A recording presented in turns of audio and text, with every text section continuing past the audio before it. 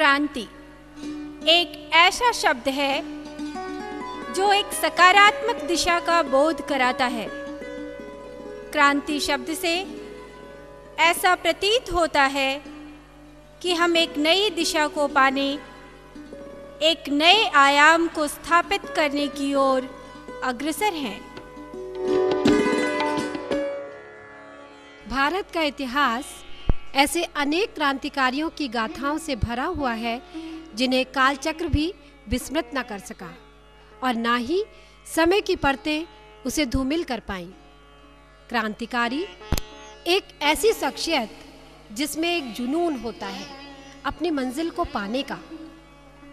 आज़ादी की लड़ाई में एक ऐसी ही शख्सियत थी भगत सिंह की। भारत माँ की आज़ादी के दीवाने इस नौजवान के लिए जीवन की एक ही धारा थी, एक ही उद्देश्य था, एक ही मंजिल थी, आज़ादी। उसे न माँ के आंसू कमज़ोर कर सके, न पिता का दुलार। उसे न एक युवा की कोमल भावनाएं बांध सकी, न बूढ़े दादा दादी की पुकार। सब कुछ भुलाकर वह कूद पड़ा स्वतंत्रता संग्राम की धधकती ज्वाला में। अब भारत को आजाद होने से कोई नहीं रोक सकता। महात्मा गांधी जैसे नेताओं के मार्गदर्शन में अब भारत आजाद होकर रहेगा। अब वह दिन दूर नहीं जब हम आजादी की खुली हवा में सांस लेंगे। लेकिन भगत सिंह, क्या तुमने सुना? महात्मा गांधी ने अपना असहयोग आंदोलन वापस ले लिया है। क्या? लेकिन बापू ने ऐसा क्यों किया? पर फिर भी भारत आजाद होगा, हमें आजादी मिलेगी। लेकिन भगत, अंग्रेजी हुकूमत तक हमारी आवाज नहीं पहुंचती। यह इतना आसान नहीं होगा। हाँ, इतना आसान तो नहीं है। लेकिन फिर भी हमें अपनी आजादी की पुकार को इस बहरी अंग्रेजी हुकूमत तक पहुंचाना ही होगा। हाँ, भारत आजाद होकर रहेगा। हाँ, हमारी आजादी से हमें कोई दूर नहीं रख सकता। भारत माता की जय! भारत माता की जय! आज़ादी प्राप्त करने का जुनून लिए भगत सिंह और उसके साथी राजगुरु, सुखदेव, बटुकेश्वर दत्त सभी चंद्रशेखर आज़ाद की हिंदुस्तान रिपब्लिक एसोसिएशन में शामिल हो गए। उनका एक ही उद्देश्य था, वह था न केवल भारत की आज़ादी वरन पूर्ण स्वराज। एक ऐसा भारत जहां अमीरी गरीबी, जात पात, ऊंच नीच ऐसा कोई भी भेदभाव न हो। अपनी आज़ादी की पुकार को अंग्रेजी हुकूमत तक पहुंचाने के लिए उन्होंने असेंबली में बम धमाकों की योजना बनाई, जिसका उद्देश्य किसी की जान लेना नहीं अपितु आज़ादी की पुकार से अंग्रेजों की सोई हुई सरकार को जगाना था।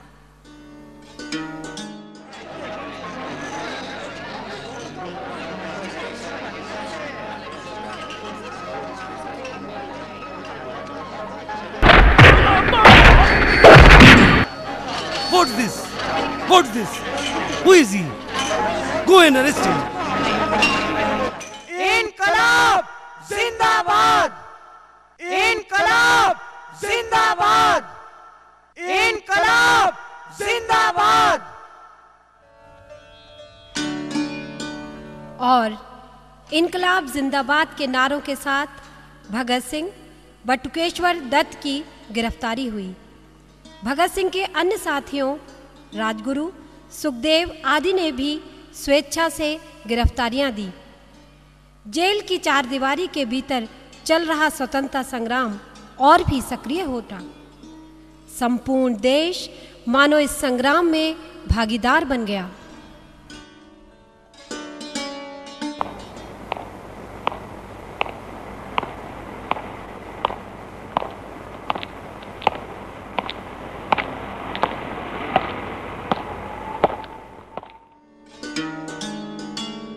भगत सिंह और उसके साथियों की गिरफ्तारी के साथ संपूर्ण देश में क्रांति की एक लहर फैल गई। देश के कोने कोने में इस युवा क्रांतिकारी का प्रभाव देखने को मिला। लोग भगत सिंह के समर्थन में आगे आने लगे। समकालीन नेताओं के लिए भी भगत सिंह का यह जुनून एक विचारणीय मुद्दा बन गया।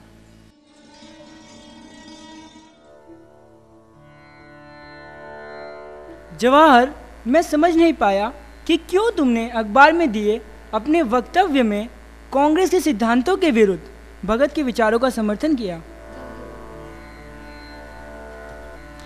लेकिन बापू,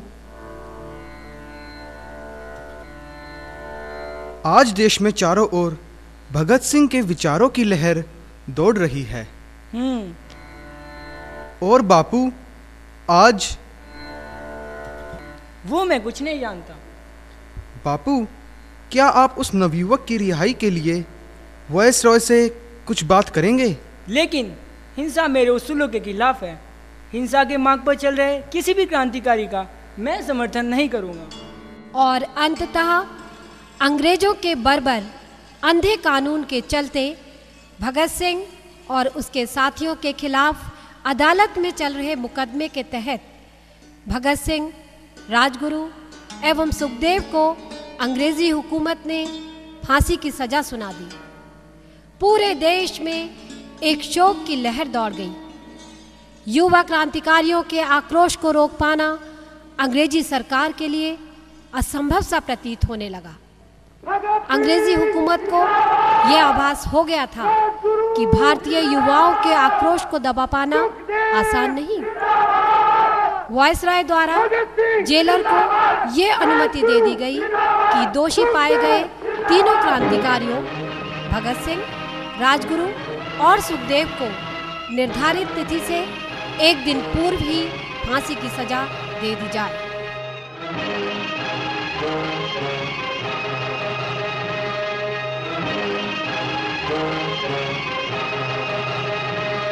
मेरा रंग दे बसंती चोला, मेरा रंग दे, ओ मेरा रंग दे बसंती चोला, ओए रंग दे बसंती चोला, माए रंग दे बसंती चोला।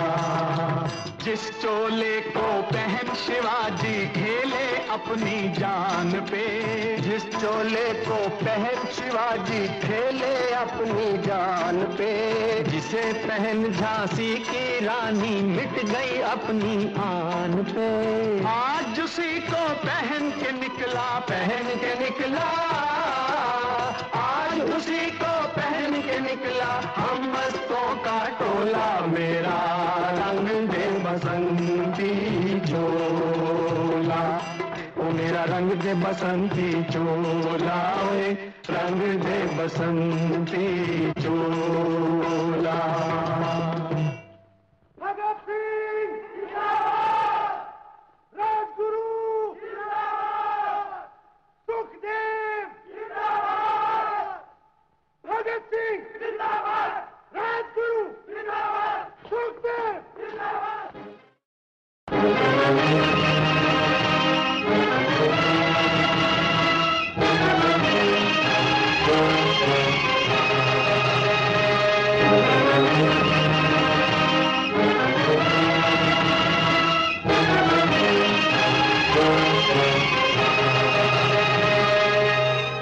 जब शहीदों की अर्थी उठे धूम से,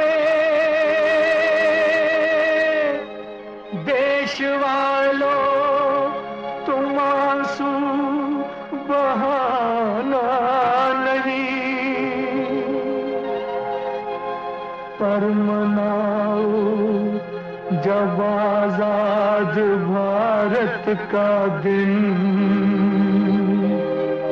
उस घड़ी तुम हमें भूल जाना नहीं।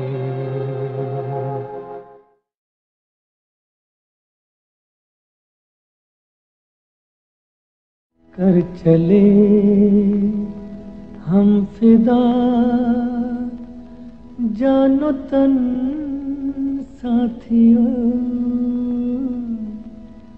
अब तुम्हारे हवाले वतन साथियों। अभी आपने देखा युवा क्रांतिकारी भगत सिंह, राजगुरु और सुखदेव का दुखद अंत। लेकिन यह अंत नहीं, यह तो शुरुआत है। भगत सिंह, राजगुरु और सुखदेव ये कोई नाम नहीं, ये तो एक विचारधारा है, एक जोश, एक प्रारंभ, एक आवाज़, एक ऐलान। नौजवानों के एकजुट होने के लिए, एक पुकार सोए हुए आवाम को उठाने के लिए, एक आवाज़ दबे हुए ज़मीर को जगाने के लिए। समय बदला, आज़ादी मिली, पर आज के सामाजिक परिवेश और हमारे राष्ट्र को आज भी भगत सिंह जैसे क्रांतिकारी विचारों और जोश की ज़रूरत है। क्या आपको ऐसा महसूस नहीं होता? होता है ना? तो देखिए, हमारे आज के युवा तैयार हैं भगत सिंह के विचारों को पुनर्जीवित करने के लिए, समाज और राष्ट्र में सकारात्मक पहल के लिए, एक क्रांति के लिए, एक बदलाव के लिए। हम शपथ लेते हैं कि अपने परिवार, समाज और राष्ट्र में व्याप्त भ्रष्टाचार, आतंकवाद, हिंसा और विध्वंस के काले बादल को हटाकर एक ऐसे समाज और राष्ट्र का निर्माण करेंगे जहां का बच्चा बच्चा भगत सिंह, राजगुरु और सुखदेव जैसे भारत के अमर सपूतों की श्रृंखला में जुड़ता चला जाएगा।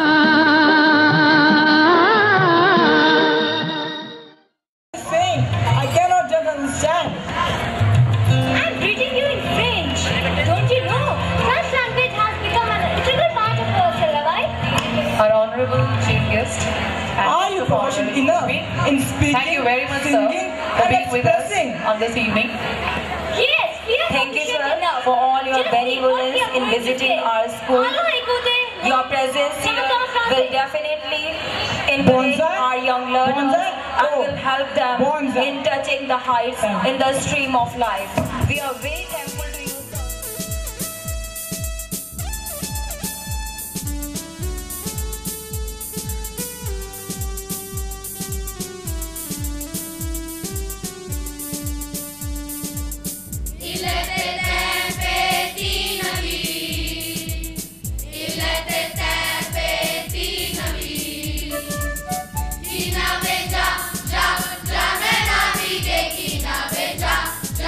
Jamena